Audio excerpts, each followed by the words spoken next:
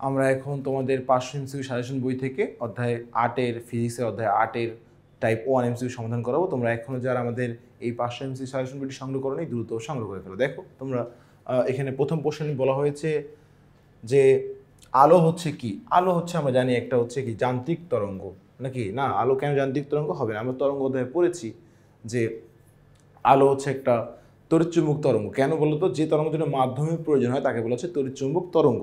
তো মাধ্যমের প্রয়োজন হয় কিন্তু আলোতে, শব্দ যান্ত্রিক তরঙ্গ, আলো হচ্ছে তড়িৎচুম্বক তরঙ্গ। যে এই দেখো তড়িৎচুম্বক কোথায়, এই যে বিদ্যুৎ চুম্বকীয় তরঙ্গ বলতে পারি।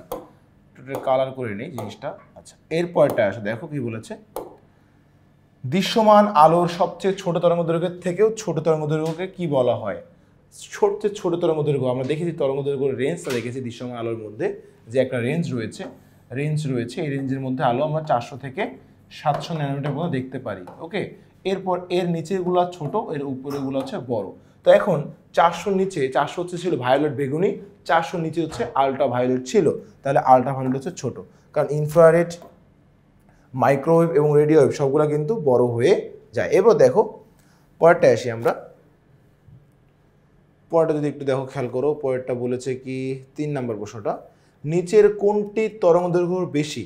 এবার কার বেশি তোমাকে দেখতে হবে। দেখো এগুলো হচ্ছে, দেখো লালের অবশ্যই বেশি, বেগুনি বেশি, অতি বেগুনি না ছোট, ইনফ্রারেড, এই যে ইনফ্রারেড কিন্তু লালের থেকে ওই 700 থেকেও বেশি, 700 ন্যানোমিটার পর্যন্ত দেখতে পারি, এর থেকেও বেশি হচ্ছে ইনফ্রারেড, তাহলে রেডের থেকে বেশি, তাহলে ইনফ্রারেড হচ্ছে তরঙ্গ সব থেকে আমরা বেশি বলতে পারি। এরপর দেখো কি বলেছে, দৃশ্যমান আলোর তরঙ্গ দৈর্ঘ্যের সীমা কোনটি? 400 থেকে 700 ন্যানোমিটার, 400 থেকে 700 ন্যানোমিটার পর্যন্ত আলো আমরা দেখতে পারি। তরঙ্গ দৈর্ঘ্য যদি দৃশ্যমান আলোর সবচেয়ে বড় তরঙ্গ দৈর্ঘ্য থেকেও বড় হয়, সেটাকে আমরা কি বলতে পারি? এখন দেখো, দৃশ্যমান আলো সবচেয়ে বড় তরঙ্গ দৈর্ঘ্যের থেকেও বড় বললে আমরা সেটাকে কি বলি? দেখো খেয়াল করো, আল্ট্রাভায়োলেট ছোট, গামারেও ছোট, এক্সরেও ছোট, ইনফ্রারেড কিন্তু বড়। তোমরা অষ্টমাদের প্রথম পৃষ্ঠায় দেখবা যে রেঞ্জ দেওয়া তরঙ্গ দৈর্ঘ্যের, সেই রেঞ্জগুলোর মধ্যে কিন্তু সবচেয়ে বড় দেখবা ইনফ্রারেড, আর বাকিগুলো কিন্তু, বাকি যে অপশনগুলো দেওয়া সেগুলো ছোট। কিন্তু যদি ইনফ্রারেড থেকে বড় থাকতো, এখানে মনে করো থাকতো মাইক্রোওয়েভ, তাহলে মাইক্রোওয়েভ হতো, রেডিও ওয়েভ হতো। ওকে, এরপর আমরা 6 নম্বর প্রশ্নে চলে যাব। 6 নম্বরে কি বলছে দেখো, কোন রঙের তরঙ্গ দৈর্ঘ্য সবচেয়ে কম? দেখো কোন রঙের তরঙ্গ দৈর্ঘ্য সবচেয়ে কম। এখন দেখতে হবে যে বেনিয়াস ও কলার মধ্যে আমরা দেখেছি যে এখানে বেগুনি, নীল, আসমানি, সবুজ, কমলা, লাল সবচেয়ে কম শুরু হয় কোনটা দিয়ে বলো তো? বেনিন দিয়ে, তাহলে বেগুনি হচ্ছে সবচেয়ে কম। মাইক্রোওয়েভ আলোর তরঙ্গ দৈর্ঘ্য কত? ওই যে আমি বললাম যে লালের পর হচ্ছে ইনফ্রারেড রয়েছে, হ্যাঁ, লাল হচ্ছে 10⁶ ছিল, এরপর হচ্ছে ইনফ্রারেড ছিল, এরপর ছিল হচ্ছে মাইক্রোওয়েভ, তারপর আছে রেডিও ওয়েভ। তো এখন এখানে বলেছে যে কোনটা মাইক্রোওয়েভ তরঙ্গ দৈর্ঘ্যের লিমিট। তো দেখো 10⁻², হচ্ছে আমরা বলতে পারি মাইক্রোওয়েভ। আচ্ছা, এটা হচ্ছে আমাদের অপশন। আচ্ছা 7 নম্বর, এরপর দেখো 7 নম্বরের পর আমরা যদি যাই, দৃশ্যমান আলোর তরঙ্গ দৈর্ঘ্য কত? যেটা বলছি আমরা 400 থেকে 700 ন্যানোমিটার, এই 400 থেকে 700 ন্যানোমিটার, 400 থেকে 700 ন্যানোমিটার এই পর্যন্ত আলো আমরা দেখতে পারি। এরপর দেখো, এরপর আমার 9 নম্বর প্রশ্নটা কি বলেছে। 9 নম্বর প্রশ্ন বলেছে, নিচের কোনটি তরঙ্গ দৈর্ঘ্য দৃশ্যমান আলোর তরঙ্গ দৈর্ঘ্যের চেয়েও বড়? দৃশ্যমান আলোর থেকেও বড় কোনটি বলো দেখি? দৃশ্যমান আলোর থেকেও বড়, দৃশ্যমান আলো পর্যন্ত বেগুনি থেকে লাল পড়েছি, গামারে ছোট, হ্যাঁ, আল্ট্রাভায়োলেট ছোট, এক্সরে ছোট, দেখো রেডিও ওয়েভ কিন্তু অনেক বড়, ওই যে ইনফ্রারেড, রেডিও ওয়েভ, তারপর হচ্ছে মাইক্রোওয়েভ, এগুলো কিন্তু বড় অনেক দেখেছি আমরা। এরপর দেখো 10 নম্বরটা, 10 নম্বর কি বলেছে দেখো, সবচেয়ে ছোট তরঙ্গ দৈর্ঘ্য আলো কোনটি? সবচেয়ে ছোট, রেডিও ওয়েভ বড়, তারপর হচ্ছে ইনফ্রারেড বড়, এক্সরে ছোট, এবার এক্সরে থেকে আবার কিন্তু গামারে ছোট। ওকে, তাহলে সবচেয়ে ছোট কি হয় বলো তো? গামারে। 10 হচ্ছে আমরা বলতে পারি ক। এরপর দেখো, কোন আলোতে চোখের সংবেদনশীলতা সবচেয়ে বেশি? সবুজ আলোতে চোখের সংবেদনশীলতা সবচেয়ে বেশি, ওই লাইনে এখানে লেখা আছে। ওকে, এরপর যদি আমরা দেখি 12 নম্বরটা, 12 নম্বরে কি বলেছে, রিমোট কন্ট্রোলার থেকে কোন ধরনের আলো বের হয়? ইনফ্রারেড, রিমোট কন্ট্রোল থেকে ইনফ্রারেড আলো বের হয়ে থাকে। আচ্ছা, তেজস্ক্রিয় নিউক্লিয়াস থেকে কোন আলো বের হয়? তেজস্ক্রিয় নিউক্লিয়াস থেকে হচ্ছে গামারে আলো বের হয়। এরপর আমরা দেখি হচ্ছে 14 নম্বর প্রশ্নটা দেখি, চলো 14 নম্বরে কি বলেছে। 14 নম্বর প্রশ্নে, আচ্ছা দেখো 14 নম্বর প্রশ্ন বলেছে, এক্স রে এর তরঙ্গ দৈর্ঘ্য কত? এক্স রে এক্স রে তরঙ্গ দৈর্ঘ্য হচ্ছে এক্স রে হচ্ছে 10^10, ওই যে ওখানে আর রয়েছে, হ্যাঁ ওখানে এটা রয়েছিল, এটা ওখানে আছে 10/10 কোথায়, 10/10 মিটার হচ্ছে আমাদের এক্স রে তরঙ্গ দৈর্ঘ্য। চিত্রে অঙ্কিত রশ্মির নাম কি? অঙ্কিত রশ্মি বলতে এই যে রশ্মিটা হচ্ছে আপাতন রশ্মি। কি রশ্মি বলতো? আপাতন রশ্মি হচ্ছে এর নাম। ওকে, এরপর দেখো 16 নম্বরে আমরা দেখি যাই। 16 নম্বরে বলেছে নিচের চিত্রে আলোর কোন সূত্রটি সমর্থন করে? প্রতিফলনের সূত্র। কেন? আপাতন কোণ যা, প্রতিফলন কোণ কি বলতো তা। 30 ডিগ্রি 30, তাহলে প্রতিফলন সূত্র কটা ছিল? দুইটা ছিল। তো দুইটা সূত্রের মধ্যে আমরা দেখেছি যে দ্বিতীয় সূত্র ছিল আপাতন কোণ যা হয় প্রতিফলন কোণ তাই হবে। ঠিক আছে, আলোর কোন সূত্রকে সমর্থন করে? তাহলে হচ্ছে দ্বিতীয় সূত্র এটা ছিল, আপাতন কোণ যা প্রতিফলন কোণ তা। এবার দেখো আমরা যে পরটা দেখি, এক টুকরা সাধারণ কাচে প্রতিফলন হয় কতটুকু আলো? একটা সাধারণ কাচে প্রতিফলন হয় হচ্ছে 4 থেকে 5% আলো প্রতিফলন হয়, আর বাকি আলোটা হচ্ছে কি বলতো প্রতিসরণ হয়। ওকে, 4 থেকে 5% আলো হচ্ছে প্রতিফলন হয়ে থাকে। কাচে কি পরিমাণ আলো প্রতিসরিত হয়? পরের কোশ্চেন বলেছে কাচে কি পরিমাণ আলো প্রতিসরিত হয়? দেখো 96%। কেন? ওই 4 থেকে 5% হচ্ছে কি হয় প্রতিফলন হয়, বাকিটা প্রতিসরণ হয়, একটু আগে বললাম। এবার আসো 19 নাম্বারটায়। 19 নাম্বারে কি বলেছে দেখি আমরা, দেখা যাচ্ছে ক্লিয়ার, একটু বড় করে নিই।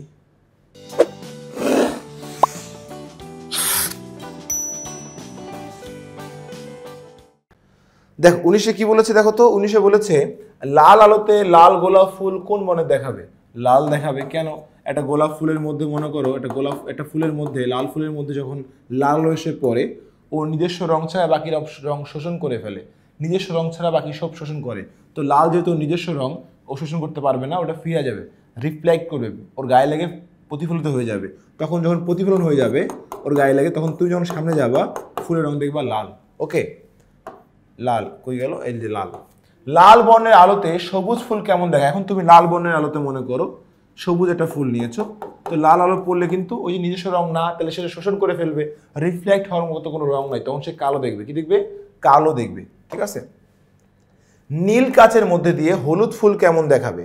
নীল কাচের মধ্যে দিয়ে হলুদ ফুল দেখাবে হচ্ছে এই যে সেম নীল কাচের মধ্যে দিয়ে হলুদ ফুলটা যখন নীল আলো পড়বে তখন কি শোষণ করে ফেলবে, তাহলে কি দেবো? কালো দেখবা। ওকে,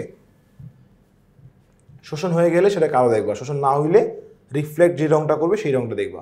একটি লাল গোলাপকে দেখো কি বলেছে, একটি লাল গোলাপকে কি বলেছে দেখো, গোলাপকে কোন দর্পণের সাথে কত ডিগ্রি কোণে স্থাপন করলে সবচেয়ে বেশি উজ্জ্বল দেখাবে?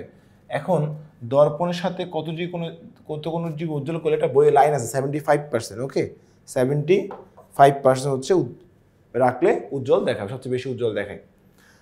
অভিলম্ব ও প্রতিফলকের মধ্যবর্তী কোণ কত ডিগ্রি? অভিলম্ব হচ্ছে এবং প্রতিফলকের মধ্যবর্তী কোণ হচ্ছে কত ডিগ্রি বলতো? 90 ডিগ্রি। কেন? এই যে প্রতিফলক পৃষ্ঠ এইটা, অভিলম্ব কিন্তু আলো বরাবর এসে ওই যে মাঝ বরাবর, ঠিক আছে, আলো যেখানে পড়বে সেই বিন্দু বরাবর অভিলম্ব 90 ডিগ্রি হয়। ওকে, তাহলে 90 ডিগ্রি, তাই সেটা হচ্ছে আমরা বলতে পারি গ। এটা হচ্ছে অভিলম্ব আর এটা হচ্ছে প্রতিফলক পৃষ্ঠ। তাহলে কত ডিগ্রি হয় বলতো? 90 ডিগ্রি হয়ে থাকে। এরপর আসো 24 নম্বরে যাই। 24 নম্বরে কি বলেছে দেখো। 24 নম্বর প্রশ্নে বলেছে চিত্রের প্রতিফলন কোণের মান কত? প্রতিফলন কোণের মান হচ্ছে দেখো, তাকাও এখানে যদি বলা হয় তাহলে আপাতন কোণ দেখো কত ডিগ্রি আছে বলো তো। আপাতন কোণ রয়েছে এখানে, দেখি আমরা একটু এখানে কি রয়েছে দেখো, এখানে রয়েছে চিত্রের প্রতিফলন কোণের মান কত ডিগ্রি। তাহলে দেখো আপাতন কোণ রয়েছে কত ডিগ্রি বলতো? এটা কিন্তু আপাতন কোণ না, কারণ আপাতন কোণের সংখ্যা কি? আপতিত রশ্মি এবং অভিলম্ব এর মধ্যবর্তী কোণকে আপাতন কোণ বলা হয়। তাহলে যদি এটা 30 হয় কত? 60 ডিগ্রি হবে। তাহলে এটা কত? প্রতিফলন কোণ 60 ডিগ্রি হবে। এটা হচ্ছে আমাদের 60 ডিগ্রি। এরপর আমরা যাব পরেরটায় যাই, চলো দেখি 25 নম্বর প্রশ্নে কি বলেছে। 25 নম্বর প্রশ্নে বলেছে হচ্ছে যে এখানে বলছে আই এবং আর হলে কোনটি নির্দেশ করে? প্রতিফলন নির্দেশ করে। এই যে আই আপাতন কোণ, এটা প্রতিফলন কোণ, প্রতিফলন নির্দেশ করে। আপাতন কোণ যা, প্রতিফলন কোণ তা। আপাতন কোণ ও সংকট কোণের মান সমান হলে প্রতিসৃত রশ্মি ও বিভেদ তলের মধ্যবর্তী কোণ কত? এখন দেখো আপাতন কোণ, আমরা প্রতিসরণ রশ্মি কি পড়েছি, সংকট কোণ কাকে বলা হয়? দেখো একটা রশ্মি এমনভাবে যাবে, একটা রশ্মি এমনভাবে আপতন হবে যেন প্রতিসরণ কোণের মান 90 ডিগ্রি, এই আলোটা গিয়ে বিভেদ তল দিয়ে ঘেসে যাবে, যেন 90 এই যে একটা বিভেদ তল বরাবর যায়। ওকে, যেন কি হয় বলতো? 90 ডিগ্রি হয়। ঠিক আছে, অভিলম্ব থেকে এই বরাবর। তাহলে বিভেদ তল যদি ঘেঁষে চলে যায় তাহলে সেটা সংকট কোণ, তাহলে সংকট কোণ যা হবে বলছে আপাতন কোণ তা হইতে হবে, দুটো সমান। তাহলে হলে এই যে তলের বিভেদ তলের সঙ্গে প্রতিষ্ঠিত রশ্মির কোণ কত ডিগ্রি হবে, তাহলে বিভেদ তলে এটা প্রতিষ্ঠিত রশ্মি এই পাশে দেখেছে তাহলে কত ডিগ্রি হবে, 0 ডিগ্রি হবে, 0 ডিগ্রি। সম্পূর্ণ ঘর আলোকিত হয় নিচের কোন কারণে, ব্যাপ্ত প্রতিফলন হলেই কিন্তু, যে ব্যাপ্ত প্রতিফলন মানে হচ্ছে অমসৃণ তলে যদি আলো এমনভাবে আসে যেন কি সমান্তরাল হয়ে আসলে সমান্তরাল হয়ে ফিরে যায়, সমান্তরাল হয়ে আসলে সমান্তরাল হয়ে ফিরে যায় না, সমান্তরাল হয়ে আসলো সমান্তরাল হয়ে ফিরে গেল না। অর্থাৎ আলোকরশ্মি যদি এমনভাবে কোনো অমসৃণ তলে সমান্তরাল হয়ে এসে সমান্তরাল হয়ে ফিরে না যায় তাকে বলা হচ্ছে ব্যাপ্ত প্রতিফলন। তাহলে এই ক্ষেত্রে কিন্তু আমাদের আলোর পুরো রুমেই আলো ছড়ানোর সম্ভাবনা থাকে এবং সেখানে কিন্তু পুরো রুম উজ্জ্বল হয়ে থাকে। তাহলে ব্যাপ্ত প্রতিফলন হলেই পুরো ঘর আলোকিত হয়। এবার দেখো 28 নম্বর প্রশ্নটা কি বলেছে। 28 নম্বর প্রশ্নে বলেছে যে আলোর প্রতিফলনের জন্য থিটার মান কত। দেখো প্রতিফলনের জন্য থিটার মান কত, অবশ্যই থিটার মান হচ্ছে এটা 30 হলে এটা 60 হবে, 90 কন্ট্রোল যোগ 90 ডিগ্রি পুরোটাই, তাহলে এটা 60 হবে। তাহলে প্রতিফলন কোণ কত, আপতন কোণ 60 হলে প্রতিফলন কোণ কত ডিগ্রি, 60 ডিগ্রি। আপতন কোণ সংখ্যা হচ্ছে অবিলম্ব এবং আপতন রশ্মি এর মধ্যবর্তী কোণ আপতন কোণ, এটা আবার না কিন্তু এইটা, তাহলে 60 ডিগ্রি হচ্ছে আমাদের আনসার। এরপর আমরা চলে যাব 29 নম্বরে কি বলেছে দেখি। বিসি বলেছে হচ্ছে বিসি তলে ওডি আলোক রশ্মির প্রতিফলন কোণ কত। দেখো যদি আমরা বলি এই যে আলোক রশ্মিটা, ঠিক আছে, এর প্রতিফলন কোণ, ও সরি এটা এখানে তো এদিক দিয়ে চলে গেছে, এখন এর প্রতিফলন কোণ কত, এখন ভালোভাবে বুঝে দেখো কীভাবে আলোটা পড়ছে ওখানে। দেখো এটা একটা আয়না, যদি এটা 60 ডিগ্রি, এটা যদি 60 হয় এটা কত বলো তো, তাহলে এটাও 60 হবে, এটা 60 হলে পরে 90 না, তাহলে এটা 30 হচ্ছে, এটা কত 30, তাহলে 30 আর 60 কত হয় 90, তাহলে এটা কত অবভিয়াসলি এটা ওদের 90 ডিগ্রি। তাহলে অর্থাৎ একটা বরাবর একটা বিভেদ তল বরাবর একবারে অবিলম্ব বরাবর আলোটা এসে পড়ছে, এই যে 90 ডিগ্রি, এই 90 ডিগ্রি বরাবর আলো এসে পড়ছে। মনে হচ্ছে না অবিলম্ব, বাট কিন্তু আসলে এটা অবিলম্ব। তাহলে অবিলম্ব বরাবর যদি আলো এসে পড়ে তাহলে কত ডিগ্রিতে পড়ে, 0 ডিগ্রি, তাহলে ওই বরাবর ফিরে যাবে, যেই বরাবর এসেছে ওই বরাবর ফিরে যাবে, তাহলে কত ডিগ্রিতে, তাহলে 0 ডিগ্রিতে সে ফিরে গেল, ঠিক আছে, কারণ ওই বরাবরই যে বরাবর আসছে ওই বরাবর ফিরে যাবে। আপতন প্রতিফলনের সেকেন্ড ল ওয়াইজ আপতন কোণ যা 0 ডিগ্রি আসে 0 ডিগ্রি ফিরে যাবে। ওকে, এরপর আমরা দেখবো হচ্ছে 30 নম্বর প্রশ্নটা কি বলেছে। মাধ্যম আলোর প্রতিফলন নির্ভর করে কিসের উপর। আমরা জানি আলোর প্রতিফলন নির্ভর করে তার প্রকৃতির উপর নির্ভর করে, আপতন কোণের উপর নির্ভর করে, দূরত্বের উপর নির্ভর করে না, ঠিক আছে, 1 ও 3 বলতে পারি আমরা সঠিক উত্তর। এরপর আমরা পরেরটা আসি, কি বলেছে দেখো, একটা আয়না দেওয়া আছে, দিয়ে বলেছে যে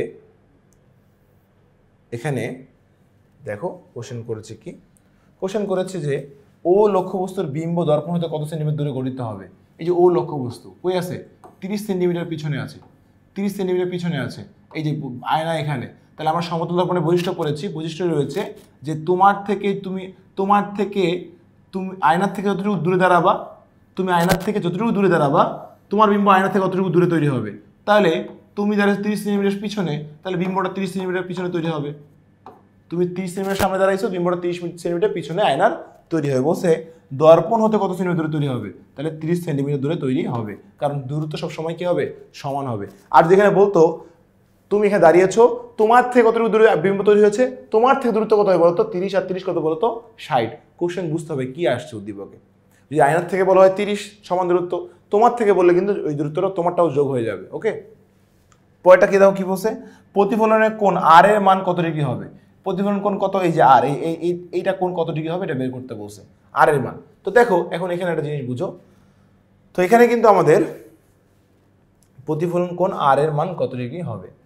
আচ্ছা, তো এখানে হচ্ছে আমাদের যদি আমরা বলি এটা 30 ডিগ্রি, এটা 90 ডিগ্রি, তাহলে কত হলো, এটা 90 থেকে 120, তাই তো, তাহলে 120, তাহলে এটা হচ্ছে কত, 3টা যোগফল 80 হবে, তাহলে এটা অবভিয়াসলি 60, 3টা যোগফল 180 ডিগ্রি হবে। তাহলে এটা যদি 60 হয়, এটা কি আমাদের প্রতিফলন আপতন কোণ না, আপতন কোণ হচ্ছে যে অবিলম্ব, এই যে অবিলম্ব এবং আপতন রশ্মির মধ্যবর্তী কোণ আপতন কোণ। যদি এটা 60 হয় তাহলে এটা কত হবে 30, কারণ টোটাল 90 ডিগ্রি হবে। ওকে, তাহলে 60, তাহলে বাকি থাকলো 30, এটা তাহলে আপতন কোণ 30 হলে প্রতিফলন কত ডিগ্রি, 30 ডিগ্রি হবে। সেকেন্ড ল অফ প্রতিফলন। ওকে, রিফ্লেকশন, তাহলে 30 ডিগ্রি হচ্ছে আমাদের আনসার। তো এই ছিল আমাদের টাইপ 1 এর সমাধান। তোমরা এখনো যারা আমাদের এমসিকিউ সাজেশন বইটি সংগ্রহ করোনি দ্রুত সংগ্রহ করে ফেলো।